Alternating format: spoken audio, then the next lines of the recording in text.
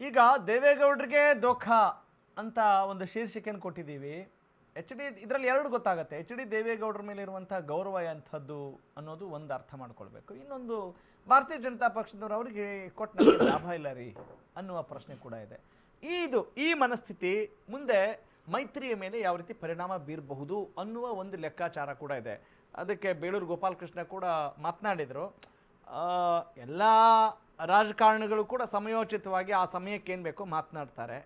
ಈ ಸಮಯದಲ್ಲಿ ನಾವು ಏನು ಮಾತನಾಡಬೇಕು, ಇದರಲ್ಲಿ ಯಾವುದನ್ನು ಅಲ್ಗಳಿಬೇಕು, ಯಾವುದನ್ನು ನಾವು ಇದನ್ನು ಹೂ ಅನ್ನಬೇಕು ಅನ್ನುವ ಒಂದು ಗೊಂದಲ ಕೂಡ ಇದ್ದೇ ಇರುತ್ತೆ. ಆ ನಿಟ್ಟಿನಲ್ಲೂ ಕೂಡ ಜನರಿಗೆ ಕನ್ಫ್ಯೂಷನ್ ಆಗದೇ ಇರೋ ರೀತಿಯಲ್ಲಿ ನಾವು ನೋಡಬೇಕು ಅಂತ ಹೇಳಿದರೆ ಈ ಮೈತ್ರಿಯ ಮಹತ್ವ ಏನು, ಭಾರತೀಯ ಜನತಾ ಪಕ್ಷಕ್ಕೆ ಎಷ್ಟು ಲಾಭ ಆಗಿದೆ, JDSಗೆ ಎಷ್ಟು ಲಾಭ ಆಗಿದೆ, ಮತ್ತು ಮುಂದಿನ ದಿನಗಳಲ್ಲಿ ಈಗ ಅಂದರೆ ಮುಂಬರುವ ಚುನಾವಣೆಗಳಿಗೆ ಸಂಬಂಧಪಟ್ಟ ಹಾಗೆ ಡಿ ಕೆ ಶಿವಕುಮಾರ್ ಅವರು ಮುಖ್ಯಮಂತ್ರಿ ಆಗಿರೋ ಹಿನ್ನೆಲೆಯಲ್ಲಿ ಈಗ ಮೈಸೂರು ಭಾಗದಲ್ಲಿ, ಹಳೆ ಮೈಸೂರು ಪ್ರಾಂತ್ಯದಲ್ಲಿ ಇದು ಎಷ್ಟರ ಮಟ್ಟಿಗೆ ಅವ್ರಿಗೆ ಇಂಪ್ಯಾಕ್ಟ್ ಮಾಡಬಲ್ಲದು ಅನ್ನೋದನ್ನು ಕೂಡ ನಾವು ಚರ್ಚೆ ಮಾಡಬೇಕಾಗಿದೆ.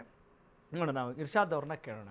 ಈಗ ಸದ್ಯದ ಈ ಪರಿಸ್ಥಿತಿ ಅವರ ಮೈತ್ರಿ ವಿಚಾರಕ್ಕೆ ಸಂಬಂಧಪಟ್ಟ ಹಾಗೆ ಏನಾದರೂ ಏಟು ಬೀಳುವ ಸಾಧ್ಯತೆ ಇದೆಯಾ, ಅಥವಾ ಒಂದು ವೇಳೆ ಹಾಗೆ ಆಗಿದ್ದೇ ಆದಲ್ಲಿ ಎಚ್ ಡಿ ದೇವೇಗೌಡರನ್ನಾಗಿರ್ಬೋದು ಅಥವಾ ಎಚ್ ಡಿ ಕುಮಾರಸ್ವಾಮಿ ಅವರನ್ನಾಗಿರ್ಬೋದು ಅವರ ಆ ಒಂದು ಧೈರ್ಯಕ್ಕೆ, ಅವರ ಉತ್ಸಾಹಕ್ಕೆ ಡಿ ಕೆ ಶಿವಕುಮಾರ್ ಅವರು ಕೊಡ್ಲಿಪೆಟ್ಟು ಕೊಟ್ಬಿಡ್ತಾರಾ? ಯಾಕಂತ ಹೇಳಿದ್ರೆ ತೆರೆಮರೆಯಲ್ಲಿ ಯಾವ ರೀತಿಯಾದಂಥ ಮುಸುಕಿನ ಗುದ್ದಾಟ ನಡೀತಾ ಇದೆ ಅನ್ನೋದು ಜಗಜ್ಜಾಹೀರಾಗಿದೆ. ಹಿಂಗಿರುವಾಗ ತಮ್ಮ ಅಭಿಮತ ಏನು?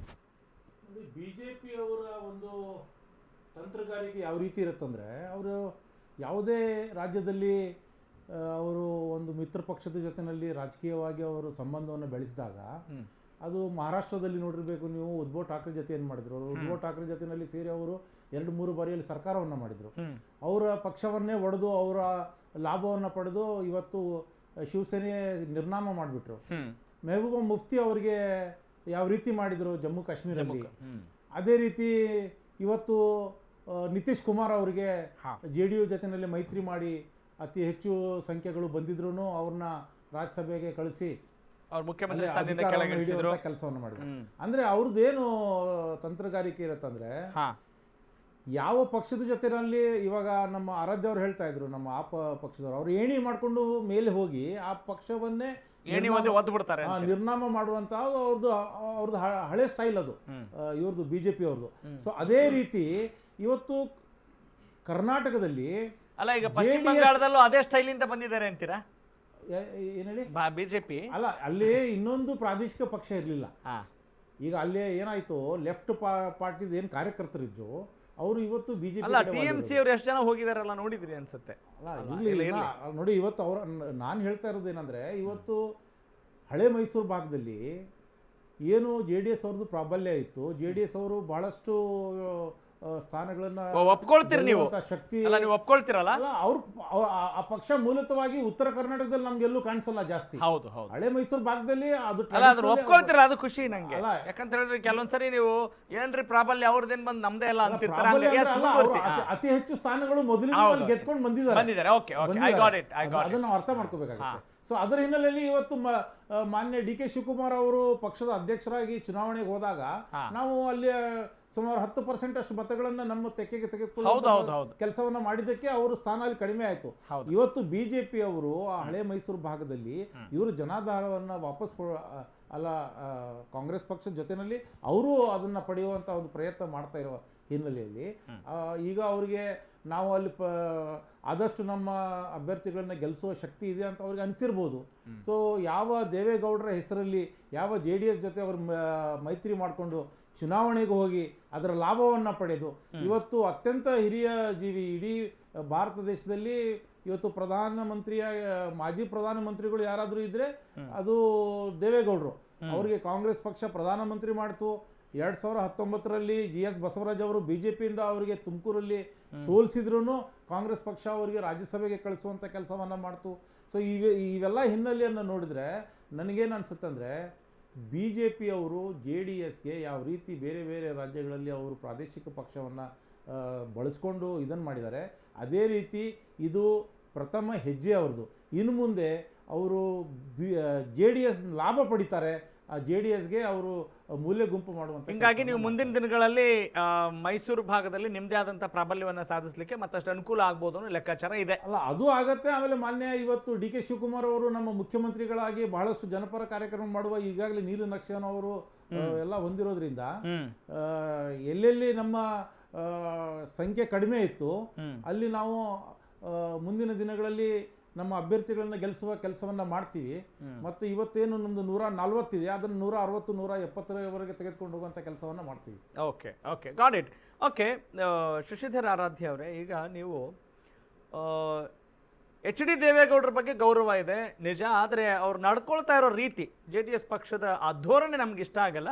ಒಂದು ರೀತಿ ಕೃತಜ್ಞತೆ ಇಲ್ಲದೆ ಕೃತಜ್ಞರಾಗಿ ಅವ್ರು ನಡೆದುಕೊಳ್ತಾ ಇದ್ದಾರೆ, ಸ್ವಾರ್ಥಿಗಳು ಅನ್ನೋ ಒಂದು ಅರ್ಥವನ್ನು ನೀವು ಹೇಳ್ತಾ ಇದ್ರಿ. ಭಾರತೀಯ ಜನತಾ ಪಕ್ಷ ಹೀಗೂ ಒಂದು ಆಲೋಚನೆ ಮಾಡಿರ್ಬೋದಾ? ಈಗ ನಾಗರಾಜ್ ಅವ್ರಿಗೆ ಮಣೆ ಹಾಕ್ತಾ ಇದೆ ಅಲ್ಲಿ, ಹೌದಾ? ಅಂದರೆ ಅವರು ಒಬ್ಬ ಹಿಂದುಳಿದ ನಾಯಕರು.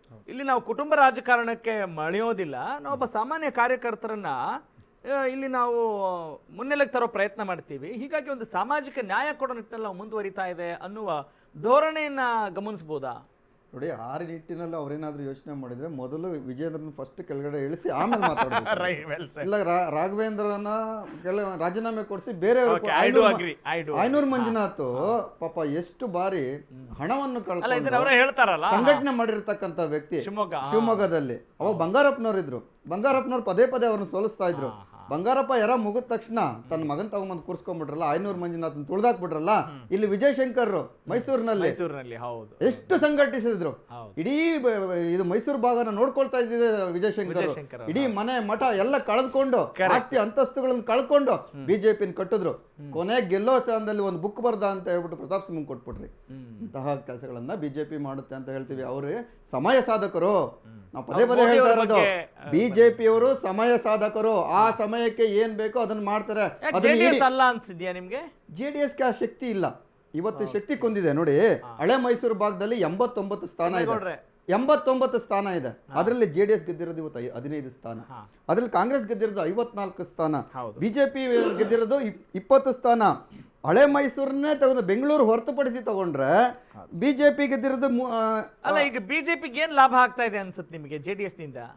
ನೋಡಿ, ಬಿಜೆಪಿಗೆ ಮೊನ್ನೆ ಆಯ್ತು 5 ಸೀಟು ತಗೊಂತು, ಎಕ್ಸ್ಟ್ರಾ ತಗೊಂತು. ಇಲ್ಲಾಂದ್ರೆ 5 ಸೀಟ್ ಅವ್ರು ಕಳ್ಕೊತಾ ಇದ್ರು. ಚಿಕ್ಕಬಳ್ಳಾಪುರ ಕಳ್ಕೊತಾ ಇದ್ರು, ತುಮಕೂರು ಕಳ್ತಾ ಇದ್ರು, ಬೇರೆ ಬೇರೆ. ಕರೆಕ್ಟ್. ನಾನೇನು ಹೇಳ್ತಾ ಇದ್ದೀನಿ, ಈಗ ಇಲ್ಲಿ DK ಶಿವಕುಮಾರ್ ಅವರು ಮುಖ್ಯಮಂತ್ರಿ ಸ್ಥಾನದಲ್ಲಿ ಇರೋದ್ರಿಂದ ಇದನ್ನ ಕಡೆಗಣಿಸ್ತಾ ಇದ್ದಾರೆ. ಖಂಡಿತ ಅದು ಒಂದು ಪಾಯಿಂಟ್ ಆಗುತ್ತೆ. ನಾನು ಅದಕ್ಕೆ ಹೇಳಿದೆ 89 ಸ್ಥಾನ ಹಳೆ ಮೈಸೂರು ಭಾಗ ಏನಿದೆ. ಈಗ DK ಶಿವಕುಮಾರ್ ಅವರು ಮುಖ್ಯಮಂತ್ರಿ ಆಗಿರತಕ್ಕಂಥ ಹಿನ್ನೆಲೆಯಲ್ಲಿ ಈಗಾಗಲೇ ಅವ್ರ ಕೈಯಲ್ಲಿ 54 ಸ್ಥಾನ ಇದೆ. ಬೆಂಗಳೂರನ್ನು ಸೇರಿಸಿ, ಬೆಂಗಳೂರನ್ನು ಹೊರತುಪಡಿಸಿ 37 ಸ್ಥಾನ ಇದೆ ಕಾಂಗ್ರೆಸ್ಗೆ. JDSಗೆ 14 ಸ್ಥಾನ ಇದೆ ಬೆಂಗಳೂರು ಹೊರತುಪಡಿಸಿ. ಆದರೆ ಬಿಜೆಪಿಗೆ 6 ಸ್ಥಾನ ಮಾತ್ರ ಇದೆ. ಈಗ ಟೋಟಲ್ ಬೆಂಗಳೂರು ಸೇರಿಸ್ಕೊಂಡ್ರೆ 54 ಸ್ಥಾನ ಇರತಕ್ಕಂತಹ ಕಾಂಗ್ರೆಸ್ಸು DK ಶಿವಕುಮಾರ್ ಮುಖ್ಯಮಂತ್ರಿ ಇರೋದ್ರಿಂದ ಅವರ ಭಾವನೆ DK ಶಿವಕುಮಾರ್ 40ರಿಂದ 45 ಸ್ಥಾನ ಗೆಲ್ತಾರೆ. JDS ಏನಾದರೂ ಒಂದು ಏನಾದರೂ ಆಂಟಿ ಇನ್ಕಂಬೆನ್ಸಿ ಒಂದರಿಂದ 15ರಿಂದ ಇವತ್ತು 15 ಸ್ಥಾನ ಏನಿದೆ, ಒಂದು 20 ಸ್ಥಾನದವರೆಗೂ ಮುಟ್ಟಬಹುದು ಅಷ್ಟೇ. ಇನ್ನು ಒಕ್ಕಲಿಗರು JDSಗೆ ಮತ ಹಾಕೋದಿಲ್ಲ. ಯಾಕೆಂದರೆ ಒಬ್ಬ ಒಕ್ಕಲಿಗ ದೊಡ್ಡ ನಾಯಕನಾಗಿ ಬೆಳೆದಾಗ ಇನ್ನೊಬ್ಬ ನಾಯಕನಿಗೆ ಅವರು ಮಣೆ ಹಾಕೋದಿಲ್ಲ. ಪೆನ್ನು ಪೇಪರ್ ಕೊಟ್ಬಿಟ್ಟಿದ್ದಾರೆ. ಇವರು ಪೆನ್ ಕೊಡ್ತಾರೋ ಪೇಪರ್ ಕೊಡ್ತಾರೋ ಗೊತ್ತಿಲ್ಲ. ಇವಾಗ ನೋಡಿ, ದೇವೇಗೌಡರಿಗೆ ಟಿಕೆಟ್ ಕೊಟ್ಟಿಲ್ಲ ಅಂದ್ರೆ ಕುಮಾರಸ್ವಾಮಿ CM ಮಾಡ್ತಾರೆ ಅಂತ ಏನು ಗ್ಯಾರಂಟಿ?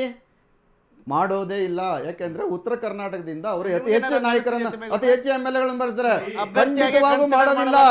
ಈ ಬಾರಿ ಇನ್ನೂ ಒಂದು ಹೇಳ್ತೀನಿ, ಈ ಬಾರಿ 3 ಪಕ್ಷಗಳನ್ನ ಕಡೆಗಣಿಸಿ ಆಮ್ ಆದ್ಮಿ ಪಾರ್ಟಿ ಈ ಬಾರಿ ಗೆಲ್ಲುತ್ತೆ. ಒಂದು ಪರ್ಯಾಯ ವ್ಯವಸ್ಥೆಗೆ ನಾವು ಎಲ್ಲ ಜನ ನಾಂದಿ ಹಾಡ್ತಾ ಇದ್ದಾರೆ. ಅದರಿಂದ ನಮ್ಮ ಒಂದು ಆಶಾಭಾವನೆ ಇದೆ. ರಾಜ್ಯದ ಜನರು ಈ ಜಿಡ್ಡು ಹಿಡಿದಿರ್ತಕ್ಕಂಥ 3 ಪಕ್ಷಗಳನ್ನ ಹೊರಗಿಟ್ಟು ಒಂದು ಪರ್ಯಾಯ ಪಕ್ಷ ಕೊಡಿ, ಒಂದು ಪರ್ಯಾಯ ವ್ಯವಸ್ಥೆಯನ್ನು ಕಲ್ಪಿಸೋಣ. ಒಂದು ಈ ಅನಿಷ್ಟ ಈ ಸಾಲಗಳನ್ನು ಮಾಡಿರ್ತಕ್ಕಂತಹ, ಲೂಟಿ ಮಾಡಿರ್ತಕ್ಕಂತಹ ಈ 2 ಪಕ್ಷಗಳನ್ನು ಹೊರಗಡೆ ಹೇಳೋಣ.